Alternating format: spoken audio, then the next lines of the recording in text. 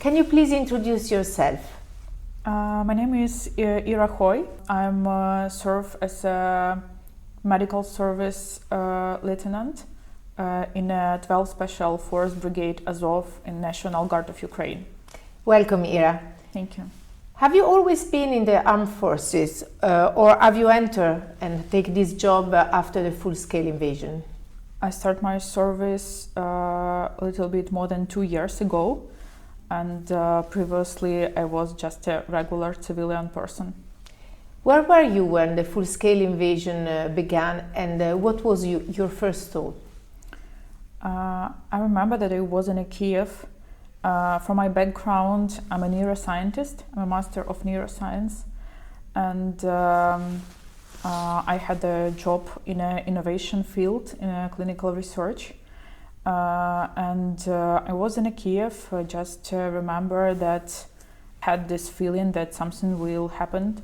But first 3 days of the full-scale invasion, I was very busy to save the company, to save the team, to make something that will provide a little bit stability for the people, which I managed. It was like my first important job at the first 3 days, and after that it was time to decide what to do next.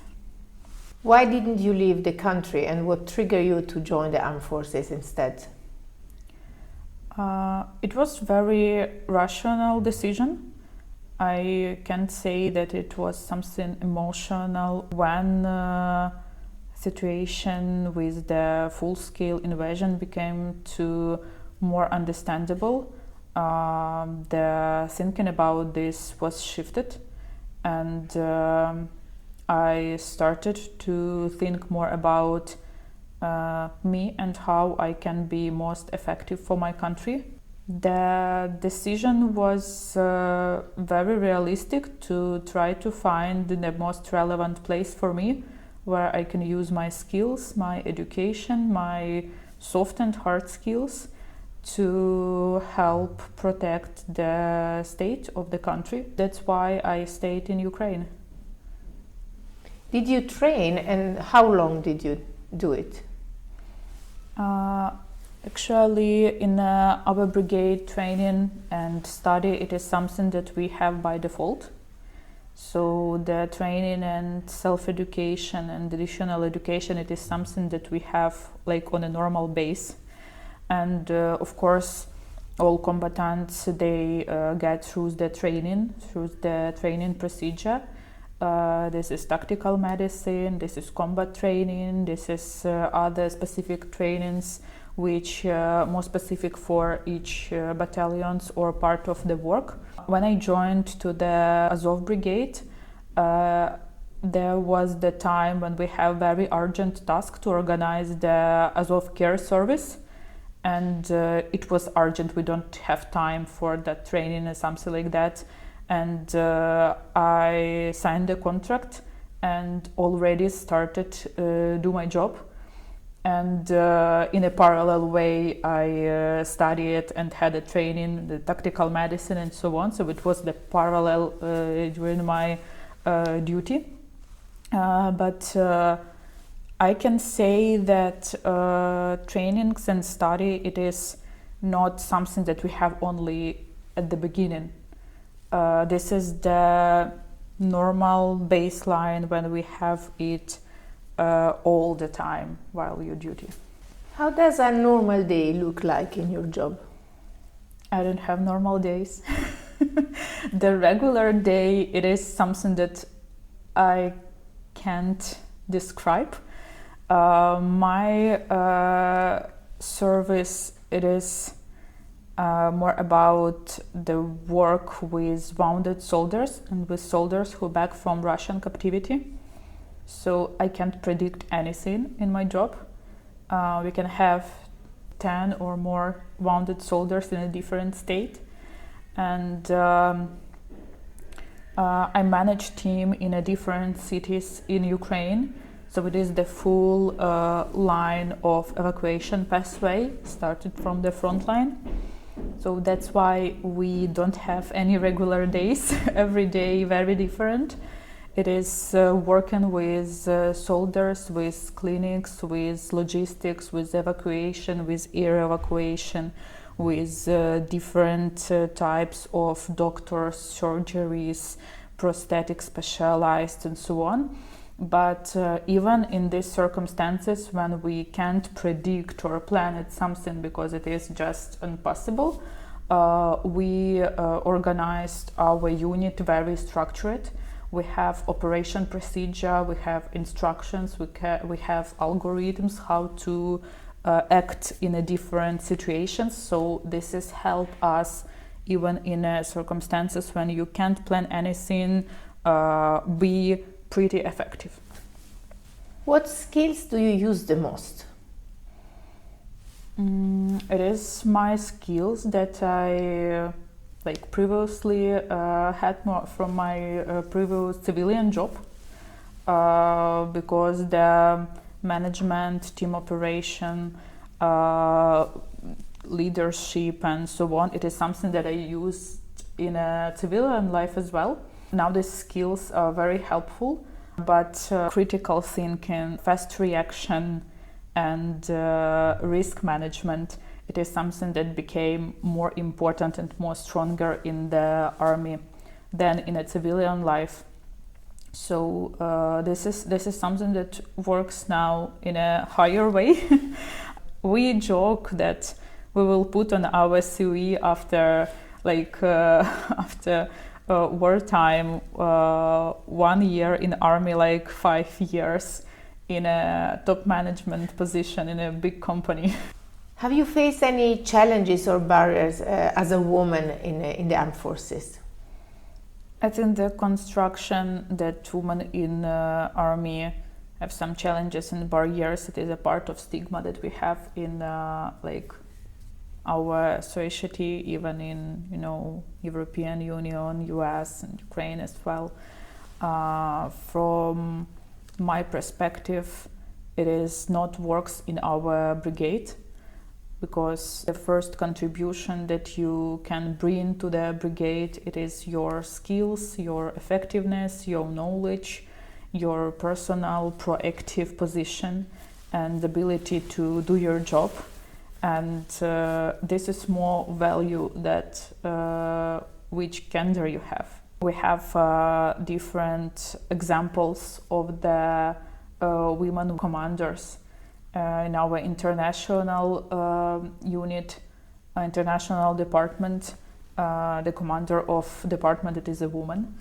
I manage the unit as well as a woman, and my commander, who is head of me, it is as well woman. So in my unit, 60% serve women as well. Maybe we are just lucky because we are serve in Azov. I can say regarding the general situation in the Ukrainian army, but in my case it is not a problem.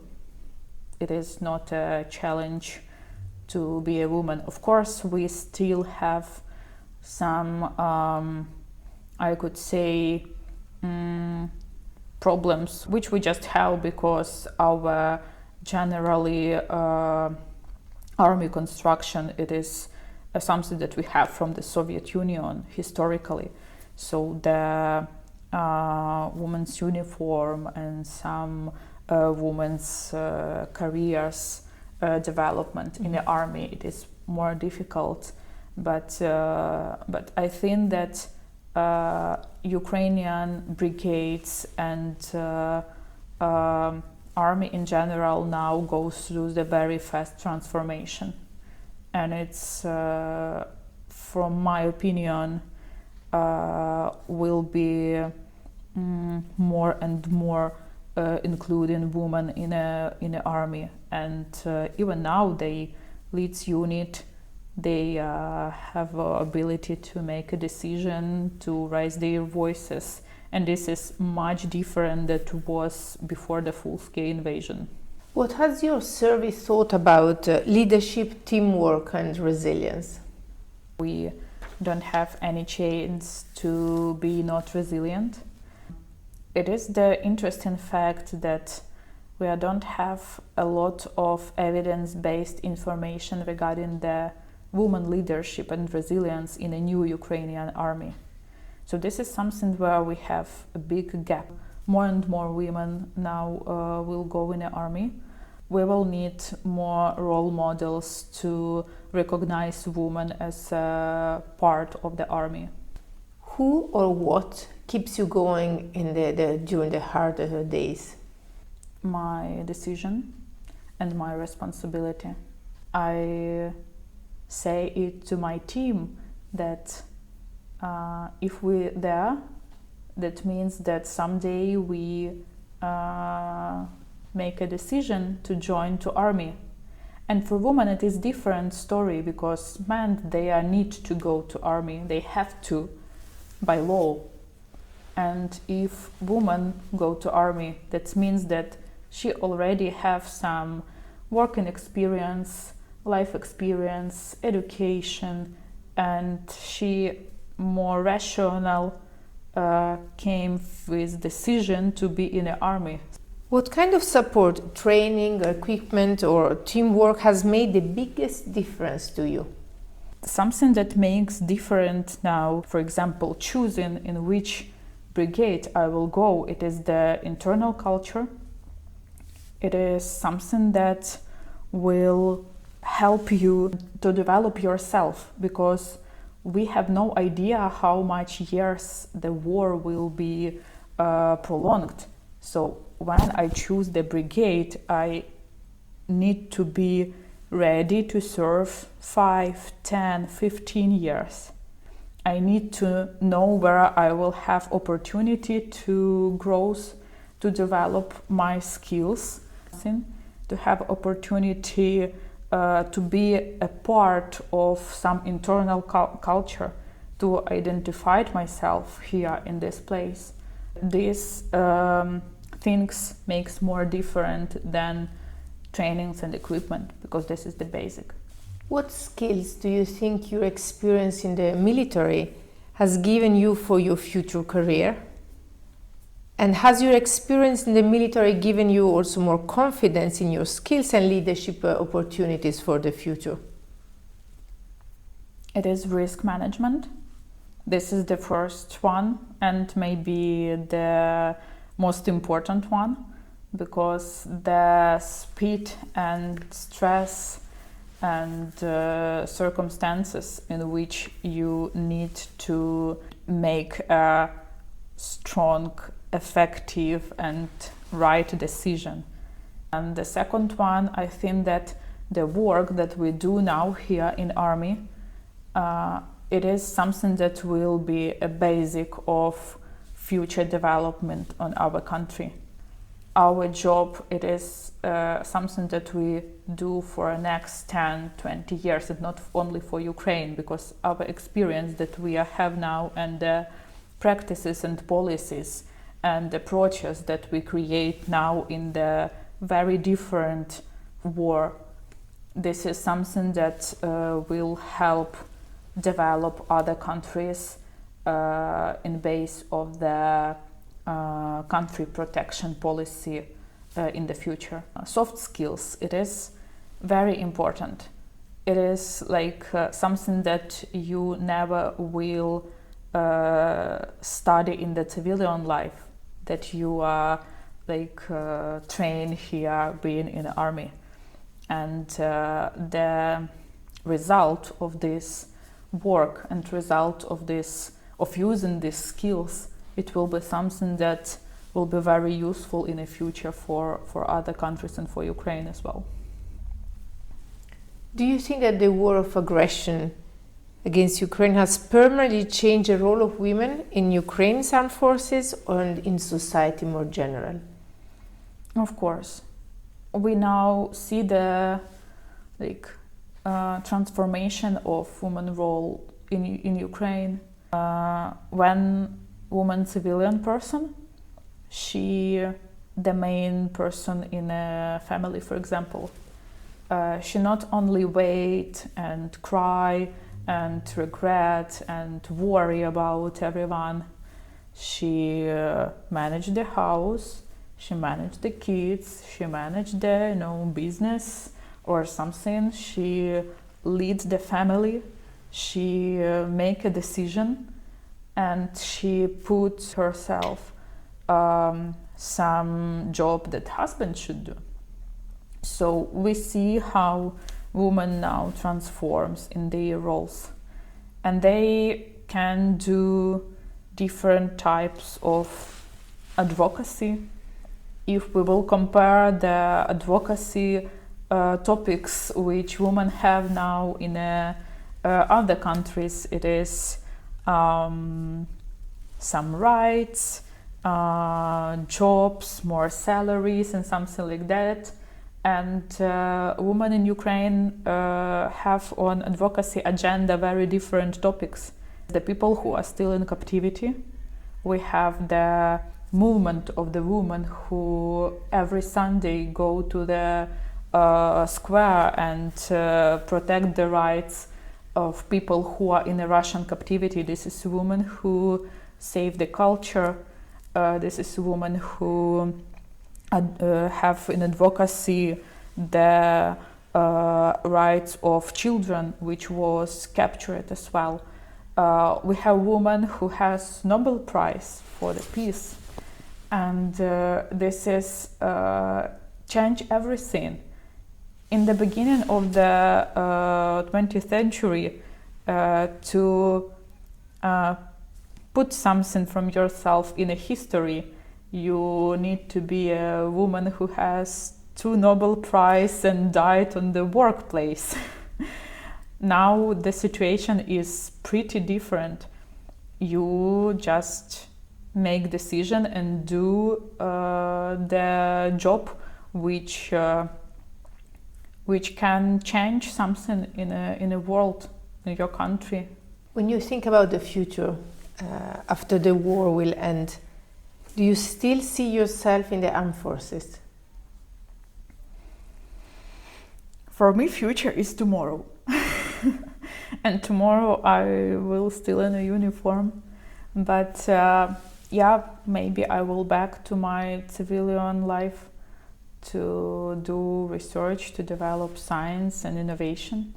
But I don't have any place, any plans now, because now my future is tomorrow. I will go to my surf and do something that will help to save the country. What would you say to a young woman who would like to join the armed forces but it is not sure yet? I would like to say that this is a chance to be recognized in a difficult way. How to say correctly, because I don't want to scare women.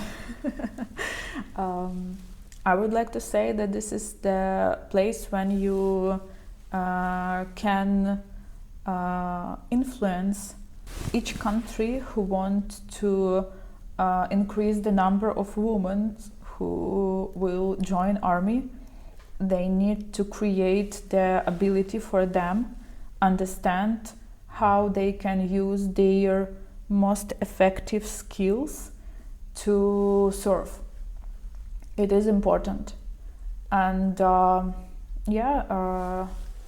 it is something that you can decide only one time per life to join to army. So maybe it is something that you need to do. Thank you. Thank you as well.